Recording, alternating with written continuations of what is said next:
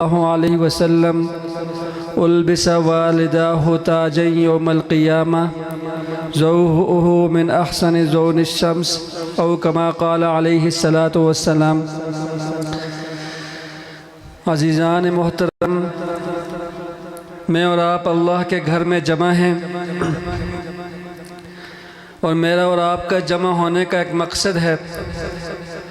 مقصد یہ ہے کہ جو دو بچے جنہوں نے اللہ رب العزت کی عظیم الشان کتاب، لا ریب کتاب، اور ایسی کتاب جو اللہ رب العزت نے بڑے پیار سے، بڑی عظمتوں اور شانوں سے اس زمین پہ نازل فرمائی۔ کیسے کہ یہ جو قرآن کریم میں اور آپ پڑھتے ہیں، یہ قرآن کریم سب سے اعلیٰ ہے، اس لیے کہ جس کے یہ مبارک الفاظ ہیں وہ ساری کائنات میں سب سے اعلیٰ ہے۔ اس کائنات میں سب سے اعلیٰ کون ہے؟ سب سے بڑا کون ہے اس کائنات میں؟ آپ حضرات ذرا بولیں گے بھی اور مجھے بتائیں بھی کہ ہم سننے کے لیے آئے ہیں۔ ہمارا سننا صرف سننا نہ رہ جائے، یہاں سے میں اور آپ کچھ سبق لے کے جائیں۔ اپنی عادت بنا لیں، جب بھی جہاں بھی جس موقع پہ جو بھی دین کی بات کر رہا ہو اس کو ہم سنیں، پہلے سنیں، سننے کے بعد دماغ میں بٹھائیں۔ جب دماغ میں بیٹھے اس کے بعد سوچیں کہ عمل کرنا ہے یا نہیں کرنا۔ ہمارے اندر دین کی باتوں پہ عمل کرنا مشکل کیوں ہے؟ کبھی میں نے اور آپ نے سوچا؟ سارے نوجوان حضرات بیٹھے ہیں، ادھر بڑے حضرات بھی بیٹھے ہیں ماشاءاللہ۔ میں اور آپ اپنے گریبانوں میں جھانکیں کہ ہم سے دین کی باتوں پہ عمل کیوں نہیں ہو رہا؟ اس لیے نہیں ہو رہا کہ ہمارے پاس جو سننے کی سماعت کی جو طاقت اللہ نے دی ہے ہم نے وہی نہیں لگائی۔ اور یہ تو آسان ہے سننا نا، سننے میں تو کچھ خرچ نہیں ہوتا دین کی بات کو۔ ہم سنتے ہی نہیں، سننے کے بعد دماغ میں کیسے پہنچے گی، دماغ سے دل میں کیسے آئے گی، دل سے پھر اعضاء پہ کیسے آئے گی۔ ای خیال است و محال است و جنون۔ تو میرے محترم بزرگوں، دوستو، اس کائنات میں سب سے اعلیٰ کون ہے؟ اللہ ہیں، اور اللہ کی زبان مبارک سے جو نکلے ہیں الفاظ وہ بھی ساری کائنات سے اعلیٰ ہیں، اور کائنات کے اندر جو لے کے آنے والے ہیں اس قرآن کو حضرت جبرائیل علیہ السلام، وہ بھی سارے فرشتوں سے اعلیٰ ہیں، اور جن کے قلب مطہر پر یعنی نبی کریم صلی اللہ علیہ وسلم ان کے دل پہ جو یہ کتاب نازل ہوئی وہ نبی علیہ السلام بھی ساری کائنات میں سب سے اعلیٰ ہیں۔ یہ چار اعلیٰ ہو گئے۔ اب جو اس قرآن کریم کے ساتھ لگے گا، چاہے اس کو زبانی یاد کر رہا ہے یا اس کو یاد کروا رہا ہے قاری صاحب، یا قاری صاحب کی خدمت میں لگا ہوا دکاندار، ٹیچر، محلے والا جو قاری صاحب کی خدمت میں لگا ہوا ہے، تو کیا خیال ہے یہ سارے اعلیٰ نہیں ہیں؟ یہ سارے اعلیٰ ہیں۔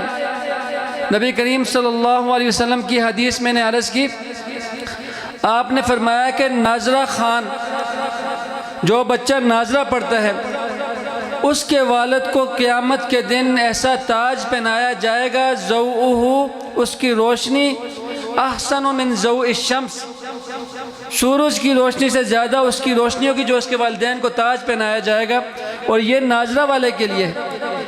اور جس کے بچے حفظ کر لیں، قرآن کریم مکمل یاد کر لیں، اس کو اللہ تعالیٰ کہہ دیں گے۔ تو میرے محترم بزرگوں، دوستو، میں اور آپ اس مجلس میں جمع ہیں، ہماری یہاں پہ انشاءاللہ دعائیں بھی قبول ہوں گی اگر ہم صحیح نیت سے بیٹھے۔ ہماری نیت یہ ہونی چاہیے کہ یہ جو دو بچے حافظ ہوئے ہیں ان کی خوشی میں ہم شریک ہیں، ان بچوں کی خوشی میں ہم شریک ہیں، اور قاری یاسر صاحب نے، مولانا یاسر صاحب نے جو محنت کی ہے اس محنت کا صلہ، اس محنت کا فائدہ کچھ نہ کچھ مجھے اور آپ کو بھی مل جائے گا اگر آج ہم اس خوشی میں ان کے شامل ہوئے۔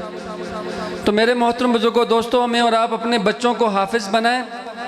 اس کا سب سے بڑا فائدہ یہ ہوگا کہ کل جب میرا اور آپ کا جنازہ رکھا جائے گا تو ہمارے بچے جنازہ پڑھائیں گے، وہ دور کسی کونے میں کھڑے نہیں ہوں گے بابو بن کے، وہ جنازے کے پاس کھڑے ہوں گے، جنازہ پڑھائیں گے، ان کو جنازہ پڑھنے کی دعائیں آتی ہوگی، ان کا وضو ٹھیک ہوگا، اور اگر ہم نے اپنے بچوں کو صرف دنیا دار بنایا تو پھر وہ ایک ڈاکٹر صاحب تھے، اس نے عیدی والوں کو فون کیا کہ میری ماں فوت ہو گئی ہے، آپ کو پیسے بھجوا رہا ہوں، اس کے کفن دفن کر کے اس کو زمین کے اندر دفن کر دو، پیسے میں بھیج دوں گا۔ بیٹا اپنی ماں کے بارے میں فون کر رہا ہے عیدی والوں کو، کیوں کہ امریکہ سے پڑھ کے ڈاکٹر بن کے آیا تھا، لیکن ماں کا جو اللہ رب العزت نے جو رتبہ اور مقام بتایا ہے وہ حافظ ہی جان سکتا ہے۔ تو بنائیں گے اپنے بچوں کو انشاءاللہ حافظ۔ اور میرے محترم بزرگوں دوستو، جو حافظ بنے ہیں ان کا اب تھوڑا سا مسئلہ یہ ہے کہ اب انہوں نے قرآن کو یاد رکھنا ہے۔ حفظ کرنا آسان ہے، سنبھالنا مشکل ہے۔ اکثر ہمارے بچے بھول جاتے ہیں، چھوڑ دیتے ہیں۔ نبی صلی اللہ علیہ وسلم کی حدیث ہے کہ قرآن کو جب تم یاد کر لو تو مضبوطی سے تھامے رکھو، اس کو پڑھتے رہو، اس کی خبرگیری کرتے رہو۔ قرآن ایسے بھاگتا ہے دماغ سے، دل سے، جس طرح اونٹ اگر رسی نہ ڈالو تو وہ اونٹ بھاگ جاتا ہے۔ تو ایسے اب ان حافظوں کے اور جتنے نوجوان حضرات بیٹھے ہیں میرے دوستو، ایک واقعہ آپ حضرات کے لیے۔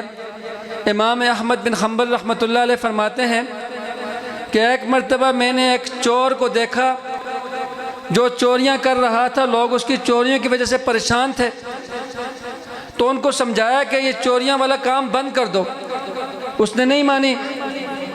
پھر ایک مرتبہ اس کو مسجد میں دیکھا وہ نماز پڑھ رہا ہے۔ امام احمد بن حنبل رحمۃ اللہ علیہ نے اس سے فرمایا، چور سے، کہ ادھر تو چوریاں بھی کر رہا ہے اور یہاں پہ نماز بھی پڑھ رہا ہے، یا چوریاں کر یا نماز پڑھ۔ چور نے بڑے پتے کی بات کی، اس نے کہا میرے اور اللہ کے درمیان کے سارے دروازے بند ہیں، یعنی اللہ تک پہنچنے کے سارے دروازے بند ہیں میری نافرمانیوں کی وجہ سے۔ یہ ایک دروازہ نماز والا یہ میں نے کھلا رکھا ہوا ہے، اس کے ذریعے کبھی اللہ سے باتیں کر لیتا ہوں۔ امام احمد بن حنبل رحمۃ اللہ علیہ فرماتے ہیں کہ میں حج پہ گیا تو وہ نوجوان مجھے وہاں پہ بیت اللہ میں مطاف سے چمٹا ہوا طواف کر رہا ہے اور وہاں پہ رو رہا ہے اور اللہ سے معافیہ مانگ رہا ہے اور کہہ رہا ہے کہ یا اللہ وہ جو دروازہ میں نے کھلا رکھا تھا اسی دروازے کی لاج رکھتے ہوئے مجھے معاف کر دے۔ تو میرے محترم بزرگوں دوستوں، میرے اور آپ کے دروازے جو اللہ کی ذات کے ساتھ جڑنے والے ہیں وہ بند ہیں، تو کم از کم نماز کا دروازہ میں اور آپ کھلا رکھیں گے انشاءاللہ۔ جتنے نوجوان یہاں پہ بیٹھے ہیں نماز کا اہتمام کریں گے، اپنے والدین کی خدمت کریں گے انشاءاللہ۔